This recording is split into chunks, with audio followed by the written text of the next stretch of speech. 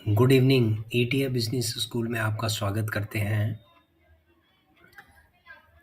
आइए चलते हैं, एक कंसेप्ट को समझते हैं।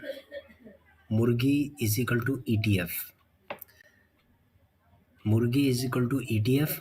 दाना is equal to regular small investments और अंडा है प्रॉफिट। तो मुर्गी पालो, दाना डालते रहो और बाद में अंडा ले लो। अब या तो इस अंडे को आप खा लो या फिर एक और मुर्गी बनाओ। The concept is very clear. The hen is equivalent to ETF and the grains is a regular small investments and egg is a profit. ठीक है, आप इस कंसेप्ट को आप समझ गए होंगे। आइए चलते हैं, हम इसको और ज़्यादा क्लियर करते हैं। जैसे सपोज़ मैं अपने पोर्टफोलियो के अंदर चलता हूँ।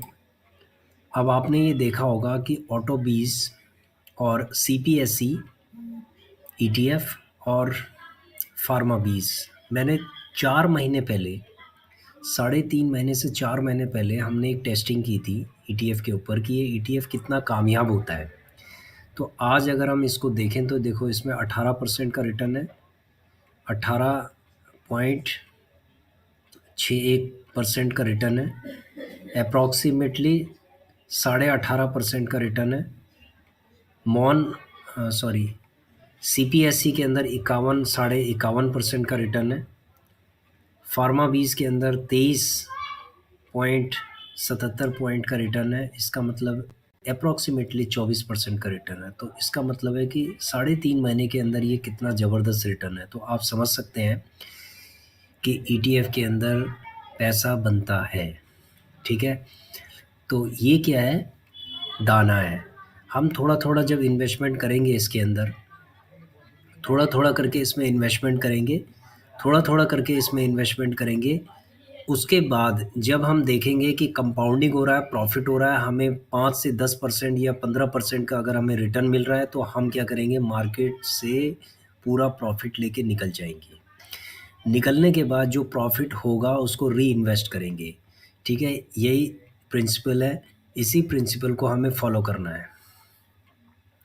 ठीक है, हम इसमें कुछ टेक्निकल चीज़ें और भी समझते हैं। जैसे एनएसई का हमने वेबसाइट को हमने देखा, और एनएसई के वेबसाइट में पूरा डाटा ये दिया होता है। हमने बैंक 20 का डाटा देखा है इसके अंदर, बैंक 20 का हमने डाटा देखा है। तो बैंक 20 का जो डाटा है, इसको हम क्या करते हैं? डाउनलोड कर लेते हैं। जैसे हमने इसको डाउनलोड कर लिया था। डाउनलोड करने के बाद एक पावर बीआई का एक सॉफ्टवेयर है, उसके अंदर हमने इसको क्या किया? अपलोड किया। अपलोड करने के बाद हमने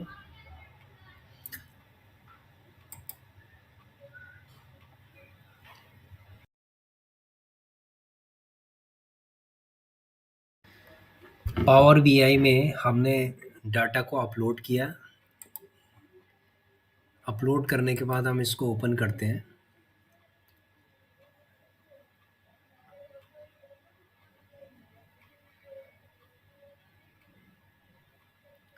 ये ओपन हो रहा है।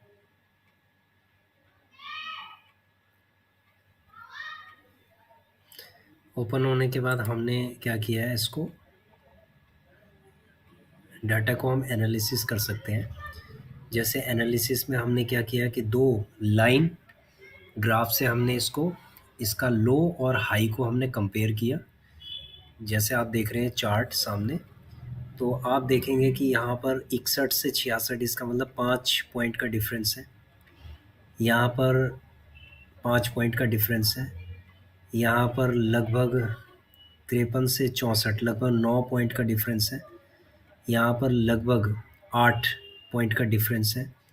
यहाँ पर लगभग 4 पॉइंट का डिफरेंस है। यहाँ पर लगभग 4 पॉइंट का डिफरेंस है।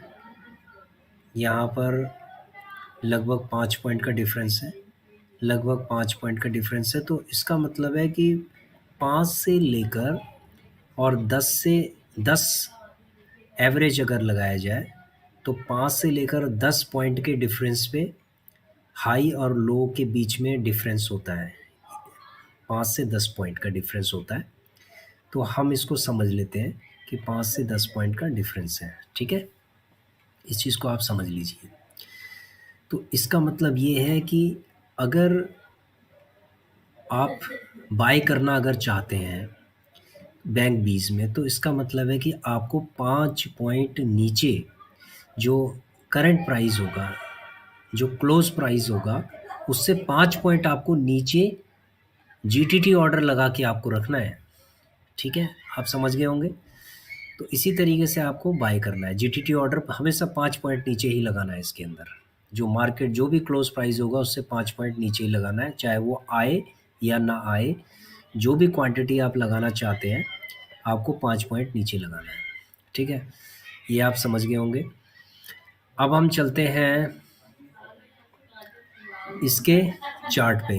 अब आप देख रहे होंगे इसका जो चार्ट है किस तरीके से ऊपर जा रहा है। देखो ये पीक पे गया है, यहाँ पर 490 के आसपास ये गया है, ठीक है, 14 को। उसके बाद ये नीचे आया, फिर ऊपर गया, फिर नीचे आया। तो ये जो एक तरीके से जो पूरी वेव होती है, ऊपर नीचे की जो वेव होती है, ये वेव चलती रहेगी, ठीक है? इसको चलने दो आप। आपको क्या करना है, जो करंट प्राइस है उससे 5 पॉइंट आपको नीचे ही लगाना है, ठीक है? या फिर जिस दिन आपका मार्केट नीचे गिर जाएगा, मान लीजिए 10, अगर ये 10 पॉइंट गिर जाता है तो आपको क्या है कि डबल क्वांटिटी बाय करनी है। अगर ये 3, अगर सपोज़ मान लीजिए कि आप 10 क्वांटिटी बाय करना चाहते हैं, अगर ये 5 पॉइंट नीचे गिरता है, तो अगर ये 10 पॉइंट गिरता है तो आपको 20 क्वांटिटी बाय करनी चाहिए। अगर ये 15 पॉइंट नीचे गिरता है तो आपको लगभग 3 गुना, इसका मतलब है कि 30 क्वांटिटी आपको बाय करनी चाहिए, ठीक है? आपको इस स्ट्रैटेजी के साथ चलना है। तो ये होता है दाना, ठीक है? और ये धीरे-धीरे करके ये कंपाउंडिंग होगा और लगभग आपको 1 महीना, 15 दिन, 1 महीना, डेढ़ महीना, 2 महीने में ये आपको कम से कम 15 से 20 पॉइंट का परसेंटेज का रिटर्न ये आपको दे सकता है, ठीक है? डाटा इसका कहाँ से मिलेगा? एनएसई की वेबसाइट से ही ये डाटा मिलता है। ये एनएसई की वेबसाइट है, इसी से डाटा मिलता है। अगर आपको एक्सेल आता है तो आप एक्सेल पे भी कर सकते हैं, ठीक है? तो हम ये एनालिसिस करके आपको बताना चाहते थे। तो इन्वेस्टमेंट हमेशा थोड़ा-थोड़ा करनी चाहिए और धीरे-धीरे जो इन्वेस्टमेंट होती है वो जब कंपाउंडिंग होती है तो एकदम से जब आपको प्रॉफ़िट होगा तो आप प्रॉफ़िट लेके निकलिए और उसके बाद उसको री-इन्वेस्ट कीजिए। कहाँ री-इन्वेस्ट करना है, कैसे करना है, ये आगे वाली वीडियोज़ में हम आपको बताएँगे कि हम अपने प्रॉफ़िट को कहाँ पर इन्वेस्टमेंट कर रहे हैं। क्या हम ईटीएफ में कर रहे हैं या फिर हम किसी स्टॉक्स में कर रहे हैं, ठीक है? Thank you very much. Please like, share, and comments on our training of ETF